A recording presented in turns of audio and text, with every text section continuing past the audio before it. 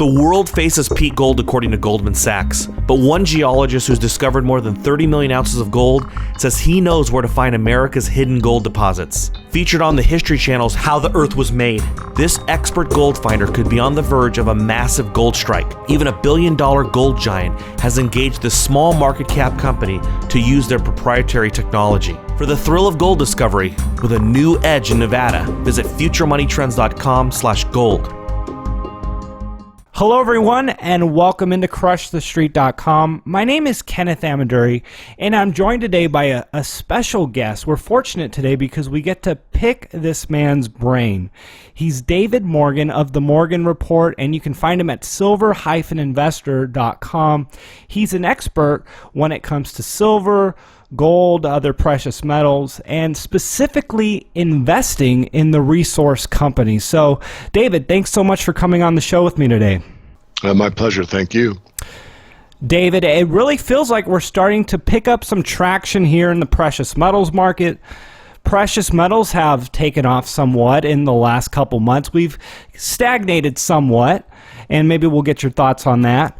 Mining stocks have taken off even more in that amount of time, and we're kind of seeing them start to do their own thing, maybe because they bottomed out so much. So I'm just curious to get your comments on what you see happening right now and going into the new year. Well, right now what we've seen is silver and gold have both traded over their 200-day moving averages. Silver was the first to do it, and gold also has done it recently. They both have backed off as we're doing your interview. So my take on it right now is that the bottom is probably in. There's certainly a slight chance that there'll be a new lower low, but I doubt it. I said a few months ago that I felt that October would be the month where there'd be a sentiment shift that's very, very beginning, that it's just starting, which means that we would see the metals actually doing well or relatively well, and the equities market starting to falter. And we're right at that juncture right now, so let me explain. We're looking at the 200-day moving average for gold and silver, and I look at it like Dow theory, and many of us do, that I would like to see gold and silver both confirm each other, going over the 200-day moving average and staying there. Right now they've backed off, and at the same time you see like the major indexes like the DJR or the SPX are actually running up against theirs and backing off somewhat, which means that, and it's not all about technical analysis, I don't want to make it that so, but what I want to state is that if you see a shift here where the metals rocket up through and continue upward and the equity market goes the opposite direction, then that's confirmation to me that we're well on our way. I don't see that. I see a test here, and I see the metals falling off somewhat, faltering a bit, backing and filling, making another run at the 200-day moving average, getting above it, maybe faltering again, coming back off it, and going through maybe the third time. As you know, Kenneth, I've been in these markets for a long time, and I have certain observations I've made over the years. Normally, especially on a turnaround, meaning 4 years in the doldrums for the metals and the mining equities, you usually don't get through a very significant market or like a 200-day moving average without some trial and error. In other words, going through it, coming back, going through it, coming back, and going through a third or fourth time. Normally it's about 3. That's what I think we're going to see. But I want to state for the record that I do believe what I said about October is correct, meaning that the shift is taking place for those that really have eyes to see, because most people aren't going to see it in foresight. They're going to see it in hindsight. They're going to say, oh yeah, in October 2015, actually that's when the equities started weakening and the metals started showing strength. So that's the way I see it longer term. And we'll just have to wait and see if I'm right or I'm not. David, could we see mining stocks take off without a rising metals price, just in the same way that mining stocks peaked in 2010, 2011, just prior to precious metals peaking? Could we see mining stocks take off prior to a rising precious metals price? Well, normally in a bull market, they do lead. And that's what we've seen, as you just described previously. And I think we could. I mean, if you look at an individual company, always there's that rare event or new technology or discovery or, some big change, either an acquisition. I mean, there's so many variables out there that certainly on a case-by-case basis you could see that. On the group as a whole, I would say, if I'm understanding your question, is yes, I expect to see the equities lead the metals up. So let's just say, for example, that this backing and filling at the 200-day moving average is the marker. The metals start falling off like they have as we're doing this interview, somewhat, not significantly. And the index continues to go upward. That wouldn't surprise me. But as far as to see a real dissonance where one is going up, the other's down, no, I don't see that. They usually follow each other.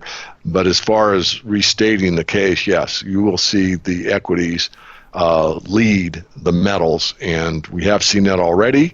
And as you said in the in the preface to the interview, the mine equities actually have done percentage-wise better than the metals in some cases, or by some of the indexes, which again is confirmation that this October is like the turning point. I think it's certainly been long enough. I know that myself, our members, our readers, our peer group, our colleagues, our associates, everybody that we deal with pretty much has had a rough road, and we're tired. We're like ready for this shift to take place, and I really do think it is. I want to talk about investment philosophy in a moment, and I want to kind of touch on that. But before we get there, I want to talk about this perfect storm of events and just kind of see what you think about it.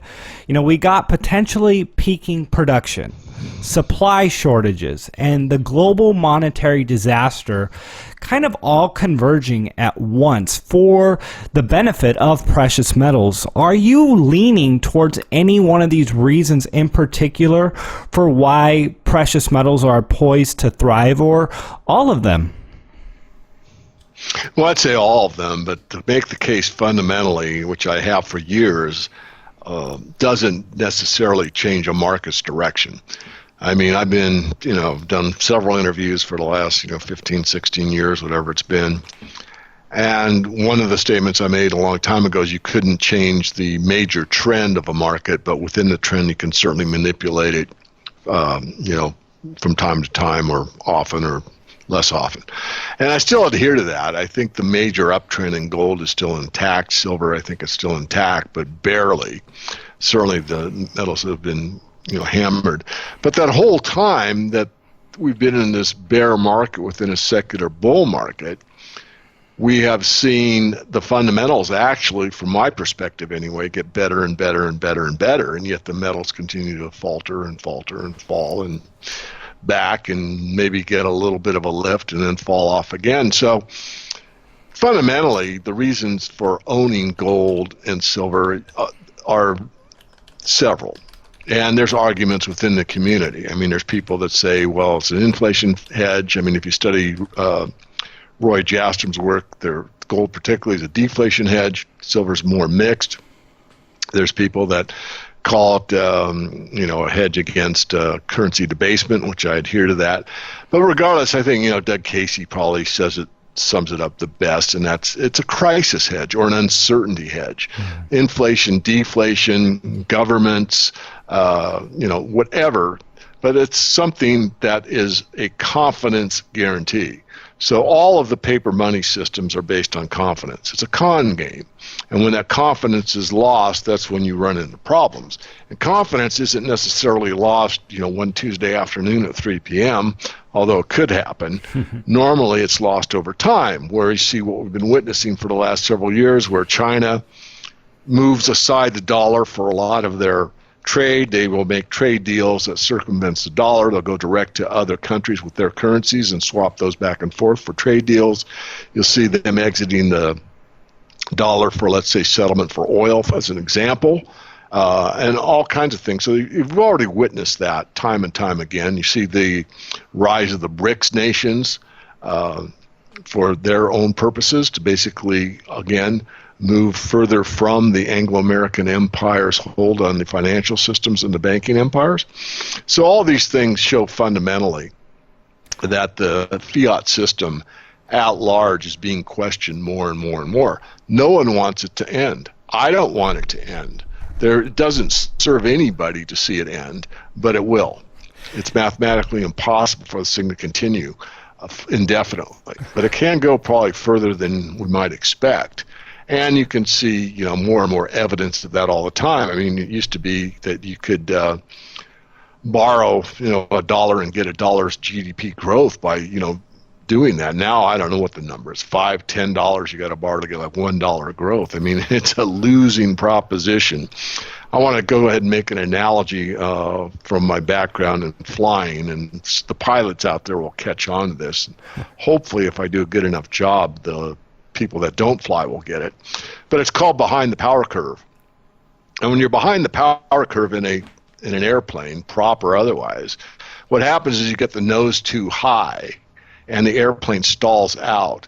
And you might have a lot of power left in the engine. You might be at 60, 70% power. So you've got like a bunch of throttle left. And you can ram it home as much as you want, give it everything you've got, but it doesn't matter. Because all that you've got isn't enough to come over the forces of nature, because you are behind the power curve. No amount of power is going to save your fanny, and you are going to stall the airplane, and that's all there is to it. That's an analogy for where we are now. It doesn't matter how much money they pump, how much money they print, how many swap deals or derivatives they come up with, what interest rates they move around. It doesn't matter. They're behind the power curve. No matter what they do, the laws of nature are taking hold. Well, it was a clear analogy, David, and I'll let you just finish the analogy. Does the plane crash at that moment, like the economy, or does are they able to? Or can the plane? Does the plane crash or not? And the answer is both. If you're really close to the ground, you'll crash. There's not enough airspace to recover the airplane. If you get behind the power curve and you have enough altitude, then once it stalls, nature takes over and the airplane's nose will pop down. You'll start gaining speed, and if you gain enough speed, you can get on the correct side of the power curve, and you can prevent yourself from having, from crashing. You can fix it. So it's a variable, and I think that applies here as well. I mean, we could probably admit something's wrong here sooner or later, or the markets themselves, and if we have enough altitude as a metaphor, we might be able to recover. You might be able to say, hey, look, we're going to reflate by putting gold at, pick a number, $10,000 an ounce. All these banks own gold. They now have the ability to basically write off a bunch of this black hole debt and move forward. That's an example of what could happen. But then there's the possibility, using the same analogy, that we're too close to the ground, and once this thing stalls out, there is no recovery. Well, I think that was clear. David, I want to talk about investment philosophy with you, and you kind of alluded to it with the last 4 years being pretty devastating for those of us in the precious metals sector. And just looking in general at historical charts, let's say you looked at the Dow Jones and the 1929 depression, sometimes it gets very easy to be like, oh, that's the bottom. I would have totally have done that, got in there and ride that thing up. Or in 2008, buy stocks, at the bottom of 2009. And, you look at the charts and it seems so easy to do. But right now, we could potentially be in something when we look back from 2020 or 2025 at a really historic bottom for precious metals and, junior mining related securities, stocks.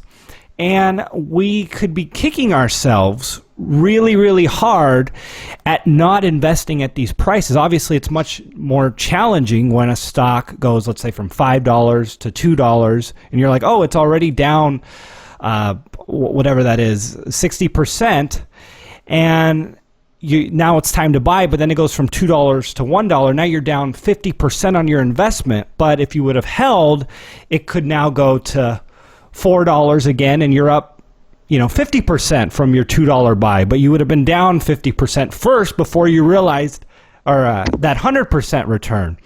So anyways, I'm kind of saying a lot. I just want to talk about this, overcoming the emotions and the potential of what the opportunity in 2015 can be for people who get in now. Well, I like math and always have. I mean, if you look at where we are on a bell curve, we're at the, what's called the fat tail. We're at a point where, and the fancy word is sigma. I'm not trying to impress anybody, but we're several orders of magnitude away from where we normally are in a normalized situation, which means these things are screaming buys. The potential is huge. And I think it always behooves everyone to buy quality, no matter what. I mean, the junior sector had a time and place for it, and that was at the beginning of the bull market. There were a lot of equities there that went up, 10 or 20 fold that really had no reason to do it, other than that was the beginning of the market cycle, and there was a lot of enthusiasm and a lot of people were playing the game. This time around, most of those are long gone, and there are very worthwhile companies, but to buy the juniors, which is okay. I mean, there's certainly selective juniors. We certainly have a few in our, we rank it with the top tier, the mid tier, and the speculative situations. And we, hand pick them all. And do we get it right 100% of the time? No one does in investing. But quality is the number one thing. Value, you want quality. Yet, to go further, and let's just, as a thought experiment, say that we're both right, this is an opportunity of a lifetime, especially on the equity side of the mining sector or resource sector. And let's say that we have a 5-year bull run. Let's say this is the third leg, which I expect it to be. The third leg usually the biggest, then most money is made, and it's the leg that everybody remembers. In the stock market, it's like it can't go any higher, and it just keeps going higher. And it's like, I got to get out, but it goes higher, and it just does that. So in that situation, the juniors will not only do well, they will probably exceed percentage-wise what the top tier and the mid tiers do. And what will happen, again, remember, we're doing a thought experiment here, that there'll be a lot of what I call junk that'll pour into the market near the top. In fact, that's a good cue for people to wake up and smell the coffee that we're getting near the end. So what will happen is you'll have a lot of XYZ mining stocks that have nothing to do with mining. All they have to do with they've got gold and silver in their name and they're heavily promoted. And they'll be cheap. And you'll see those things being thrown into the market because this is what happens at tops.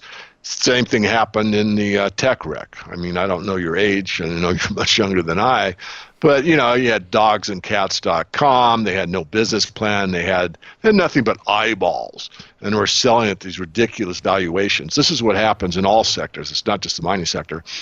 Fortunately or not, in the mining sector, there's some magic about gold and silver, particularly gold, and it's called gold fever for a reason.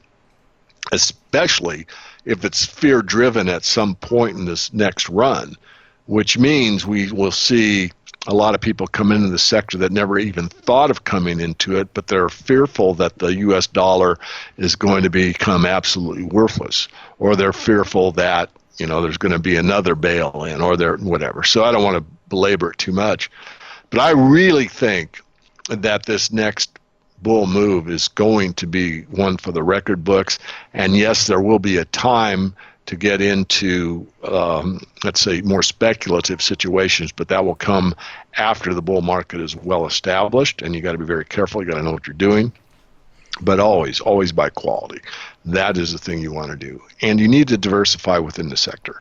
There's nothing more frustrating than saying, oil's going up and buying, an oil stock when oil's, $50 or less per barrel.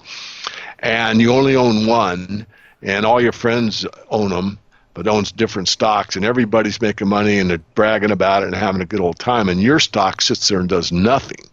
So that's why you diversify, and especially through the sector. But I probably, again, belabored it. But it's important to me because, my story is that I was young and, I was working on a lot of overtime, and I had the cash, and I wasn't buying the new car, and I wasn't buying the stuff. I was investing.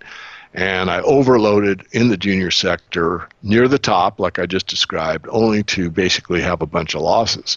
And I realized, and I paid a very heavy price money-wise to learn that lesson. So when I started years and years ago with my publication, I didn't want that to happen to anybody that followed my work. So I'm very careful about that, because there is a time and a place for it, but you got to do it. You must do it in a manner that is in line with what your goals and risks are. And so I've always taught, bet a little to win a lot. These are the situations where if you get a 10-bagger, and it changes. You have somebody such as myself or others. I'm certainly, there's lots of competition in this business, and I'm glad that there is. But for example, Western Silver, we started with as Western Copper. And I happen to know the principals of the company, and I followed it very closely, and then changed the name to Western Silver. And so we actually had that as a rank speculation in the beginning, but as something that, we provide that let's say some other services may or may not.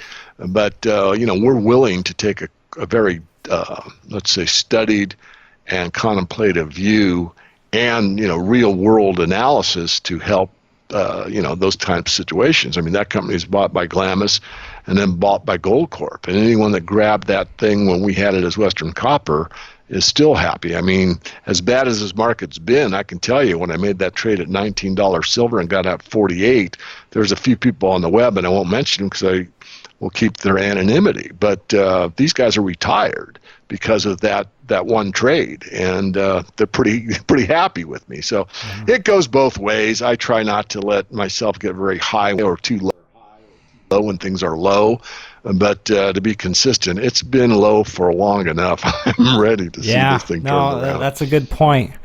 Well, everyone, that's David Morgan. He's with the Morgan Report.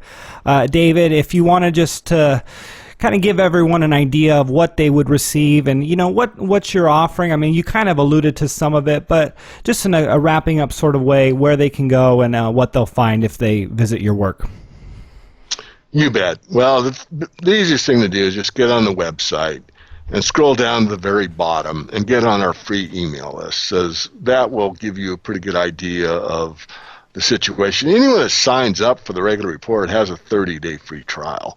So we have three basic levels. We have the basic, that is just the electronic publication once a month. We have the premium service, and this goes again back to my story. I thought, man, wouldn't it really be really cool if I could go on these mining tours, but they're not going to invite me. I'm just very, very interested in these things. You have to be an analyst. You got to be a newsletter writer. You got to be somebody to get invited on these tours. Well, we know that. But having, experienced it from the other side, we take a camera and we basically take the people with us. So people that want to see, XYZ mining that we might, do a write-up on actually gets a video on our premium service of us seeing the property, seeing the project, seeing the core shack, whatever. Basically, they get to go with us just by, a video. And then the other thing that really intrigued me about this business was, this guy's a great, I really respect so-and-so newsletter writer or whatever, but, I've got a question, and it's a shot in the dark, you write it in, you get an answer, or you don't. Well, for our premium members, we guarantee that we will give them an answer. So that was another thing that I thought, man, if I was on the other side and I was, going to invest in a newsletter, what would I want? Well, I'd want to know if I wrote in a question, I would get an answer to it. So we do that because I try to provide as much as possible for our members. I'm very much beholden to them. I know, who they are, why they're there, and what I can do for them. I'm trying to do it in the best manner possible, which is what their needs are, what their wishes are, what their wants are, and what they would like to have. I'd like to go on a mining tour, we'll do it. I'd like to be able to ask you a question and get guaranteed an answer, we'll do that. And we do take input from our readers. And that's it. I guess I overdid it, but I want to explain that because we do things a little differently. I mean, it's still extremely small. It's a niche within a niche. But I just want to be able to, leave the industry when that day happens and look back and say, I kept improving. I kept doing my best. I kept giving my best. And I kept striving to do what I think is the most important thing. Look at it from an investor's perspective, not my own personal perspective. Well, there you have it, everyone. That's David Morgan. David, thank you so much for taking the time. I know it was kind of a last-minute interview here, and you came right on, and I really appreciate you doing that. Let's do this again down the line. Thank you, Kenneth. I enjoyed it.